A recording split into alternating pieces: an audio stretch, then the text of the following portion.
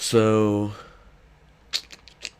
okay. So first I'll show you guys the picture. Um, Here is the final result. This is the final picture. This is my profile. This is what I use as my profile picture on most things. Probably gonna change it soon though. Okay, buddy. Um, so this is my profile picture, and I'm gonna show you guys how I did it because it was requested. So first we took this image for one.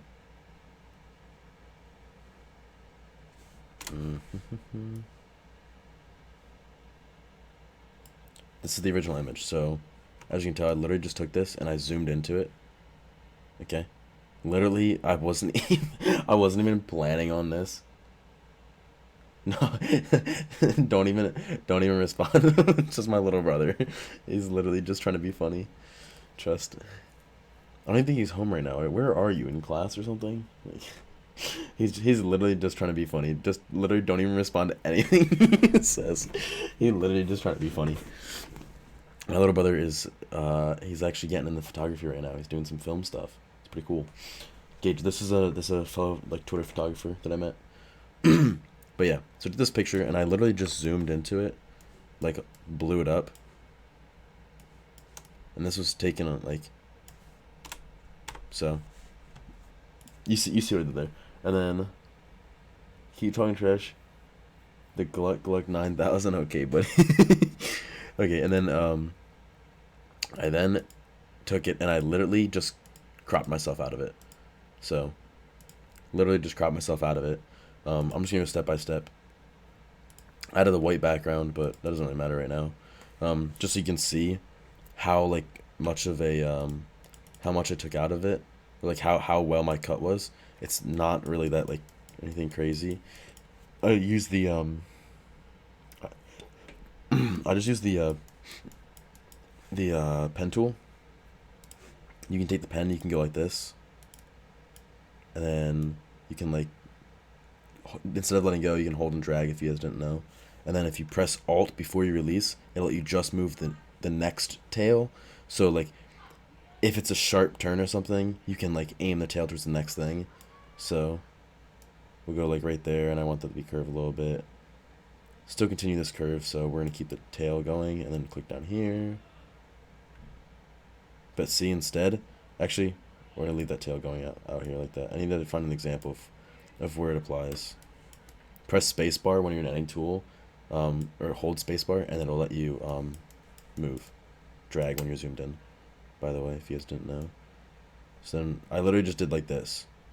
So like here's an example where I don't want this tail, so I hold Alt without letting go, and I can reposition the tail to where I want it to. The tail influences the curve that it takes. So I'm not gonna go through the whole thing, but say I selected my entire body, but to make a selection out of the pen tool, you just close it off, and then you can right click, and you can change it to I believe it's create path, or make selection. You can do literally make selection and then no feathering, and it'll select what you did. So you can select all the white stuff slowly in sections like this, and then erase the background, or you can select your entire person and then do Control J to make a new layer.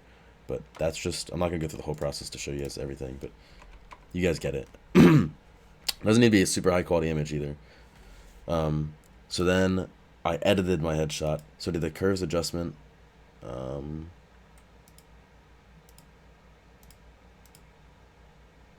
Yeah, so I moved it down. So this layer, I did a curves. So I took the base picture, so you can see right here. And then I go over here to adjustment layers right here. And then there's a curves adjustment layer, which I believe is this one right here. Yeah, so then curves adjustment, and I just slid everything in, just added some more contrast to this, or actually took contrast out of it, right? And I just edited this curve line to my liking to try to add really different structure in the face without too many different colors. But like, let's just say I did that for example. Then I merged it with it, and then actually let me put that one back up. Then you click on it, and then you go to filter. So you select your layer, you go to filter, and then you go to filter gallery. Inside filter gallery, there's one in here. I believe it's this one right here. Called cutout. Let's zoom out here a little bit. Um, okay, so this is the one of the most important steps of it. When you still don't have an editing software, so your photos stay trashy, bruh. Someone can mark this. You got some issues. Okay, so the number of levels, you're gonna want to keep this relatively low. So this is like, how many different levels of color you're gonna have. Because as you notice, like each layer, this is all one color. This is all one color. So the shape is all defined by the amount of colors. We don't want 6. I think for mine, I had 4.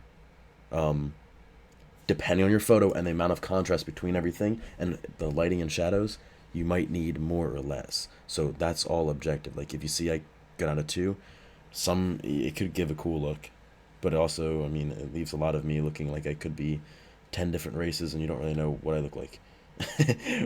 um, so I think I did 4 for mine.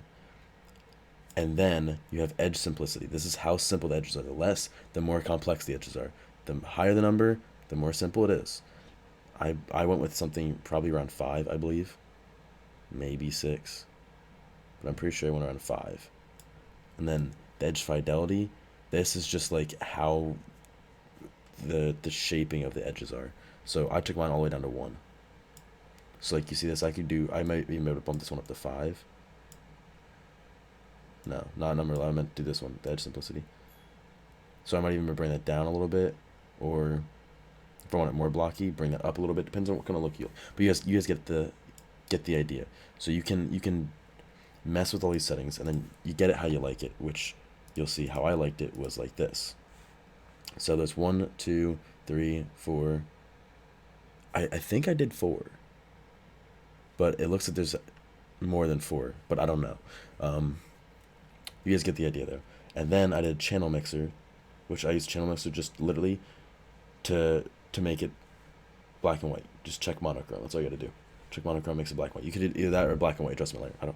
Doesn't matter. I used it also though because I wanted to change the so like I did my monochrome, but I also adjusted the contrast. So I made the reds, as you can tell, plus 40%, plus 40%, plus 20% on all of these to just change the shading of these different layer values and how like different they were from each other, contrast basically. And then I posterized it, which is another adjustment layer. I believe it's this one. Yeah, posterize. So you take the posterized layer, you throw it on there, and then you just select how many layers you want. It basically is the same. It's a very, very similar effect to the filter, but you're doing it on top of the black and white version now. Wait, what did they just do?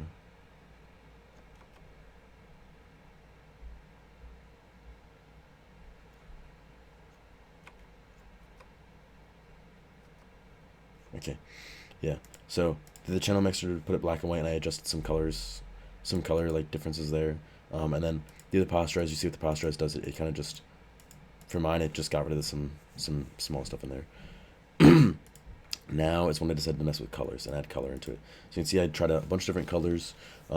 Literally all I did was add a gradient map. Okay, here's the yellow one. Then I also added the green one, did the purple one, purple and blue, did this one, and they're also stacking. So, but I ended up doing this one, and then for final adjustments, I actually just did a selective color. And I believe you can see it in the yellows. Yeah, so I turned my yellows down to magenta. So like you see my jacket. I just really wanted to make the yellow on my jacket pop and make the 100 Thieves pop more, and all these lines pop more. So that's literally what that final adjustment was right there. That's most of it. Trying to think if there's any other tips. Oh, and also, what I'm sure you can tell I did by my photo is I just took this, literally like oh, okay, it's showing in black and white for some reason. Because there's no background. I had the transparency in low, but it's just literally a random pattern I added in the background. Well, I've had the pattern for a while, so.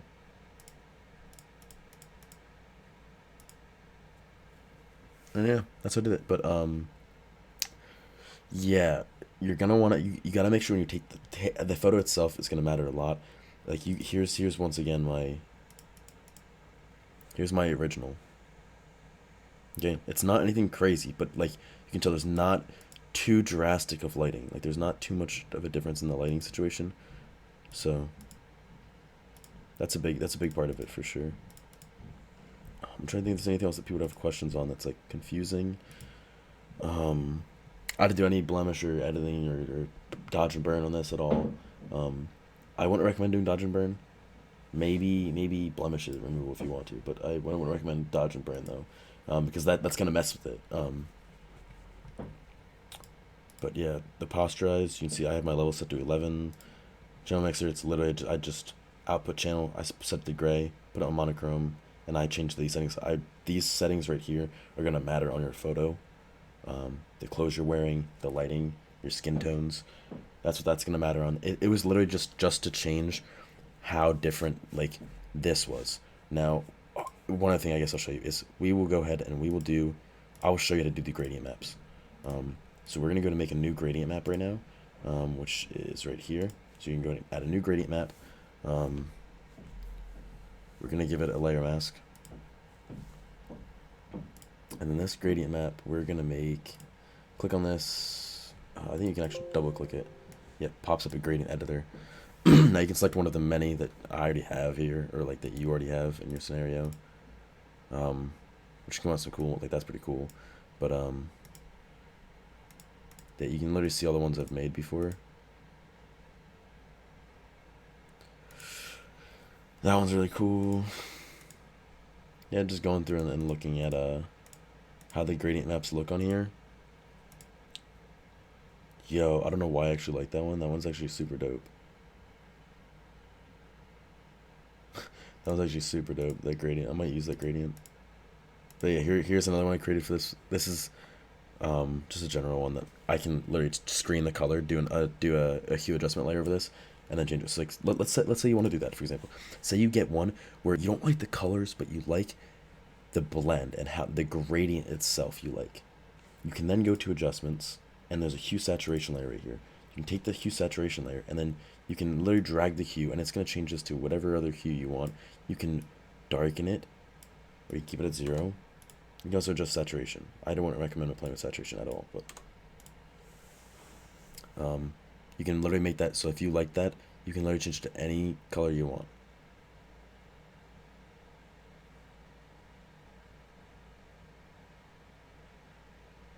It's pretty cool. That's only if you find that. But yeah, let's go back to editing this. Let's go make a brand new one. We're gonna, let's say we wanted to do, I haven't seen a cool version of mine with like a bright pink yet. So you want to start out, I like to, so I already know where my dark is. My shadows are gonna be on my left side, and then my right side is gonna be my highlights in this picture, which I know are the right side of my face, this, and this side of the background. As you can tell just by this photo right here. So we're gonna do a little bit of a dark color. Okay. Then we're gonna select a color that's somewhere in the middle. Let's actually go back to here. We're gonna copy this hex code down here in the bottom. Then we're gonna go to the middle for color. We're gonna paste this hex code, and then we're just gonna go literally. We can do this. So this hue, saturation, brightness. We can literally just type in a higher brightness if we wanted to. So we went from 38 to 58. I think that's a really good. Let's test out with 60. It looks like 68. I think 68 looks even better. And then over here, we can leave this at this, or we can try once again. Try going to from brightness down to 108. Okay, so we can't do 108. That's it can't go above 100. I didn't realize that was percent. I literally wasn't even looking. So you can try like, we already had 90 as the other one, so we might even be better off actually just leaving that as white. And now we have a cool pink version of this. You probably don't have the patience though. And the hardest part is when you're looking at a picture of yourself is to find a version of it that you like. That's the hardest part. Yeah, so I might go back and actually change this one, because we have that at 68, and 58 was just a little bit too low, 60 was too much. So subtract 5, we're looking at 63. We'll meet right in the middle, and I think I like that one better. There's less contrast in it, but it's cooler, I think. And then bam, there's your color adjustment for it. And then if you want to make stuff pop, like I did with my final adjustments, I did this. You can see right here. I had to, so like you can see, I go through the colors. Nothing effect on the reds, yellows. I took reds towards magenta, or yellows towards magenta, and I don't think I affected any other colors in here. But We'll double check them all just so I can make sure I tell you guys exactly what I did. Neutrals, none. Blacks, none. Okay, so the only thing I did affect is yellow. So in the original photo, this, or like in my edit, this is yellow. So this funnel adjustment layer I'm using to turn those yellows towards reds. That way they pop more, which, let's go back to the original coloring. So it's bright yellow right here.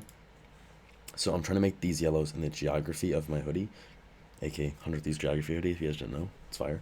And you can see my mask here. I wish I could zoom in and show you guys just the mask. But if you guys don't know how layer mask works, make sure you're clicked on the mask itself. You can tell by your settings up here, and then you use the brush tool. White is the areas you want it to affect, and black, you paint with black when you want it to not affect those areas. So like, when you make a new mask, it's gonna automatically have it all white, meaning everything is being, that this layer is being applied to. So this gradient that I dragged, this is also, this changes the tint, by the way. So like, only selecting the yellow colors, I am now taking magenta out of it. I'm taking magenta out of all the yellow colors, which is making it more yellow and just brightening it basically, for this specific scenario. So I did that selective color adjustment, and then you go to the mask, and I wanted it to affect this area right here. So we go to my brush tool, for example. I have my opacity down to 5%, but say you didn't, say you wanted everything in that area to be affected, then you just make sure your feathering is, your hardness is right, and the size of your brush is right, and then you make sure you're on white. You can do Control I think. Yeah, again, Control I inverts the layer. So if it's all white, just do Control I, make the whole thing black. Then you paint on the white where you want it. So like right here, for example, if I wanted it right here, I already know it's right there in my picture. But you can tell, like, I painted the outline of my jacket, and I really just tried to get this whole thing so that it popped where it did. Of course, if I captured the lines better in the original photo, it would have come through. So like, so you can see I'm painting my arm right here. It's coming through.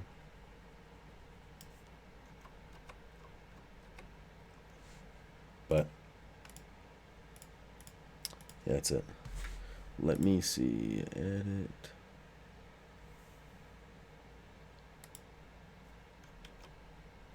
Did I actually change anything there? I don't think I did.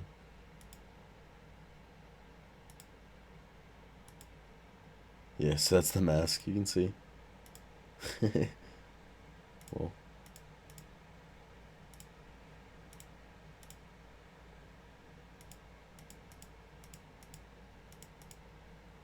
Yeah, so you can see I can actually go in and refine this mask. So we're going here, brush, make sure it's on black. Take out this right here. No, it's not affecting right there. It's not bleeding out anywhere. You see, no matter what I do here, it does not change in that. It's just, so you can tell it's not from the mask. It's so weird that is. I don't know why it's affecting right there. Oh, that's, you know, because it's lighter. It's closer to the lighting source. That's what it was. Yeah, but you see, just go through and reapply it right in here.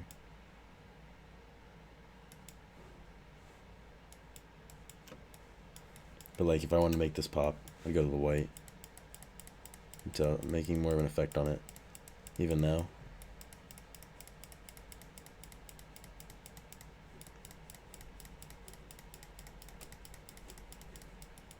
And you just do whatever you got to make it pop.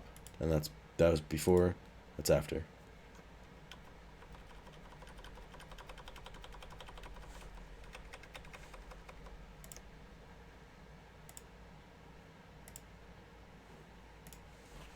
But yeah, that's it. That's it for that. Hold up. So you can see other versions I did with other pictures to see how they came out with other pictures. Not every picture is going to come out good. I can tell you that much.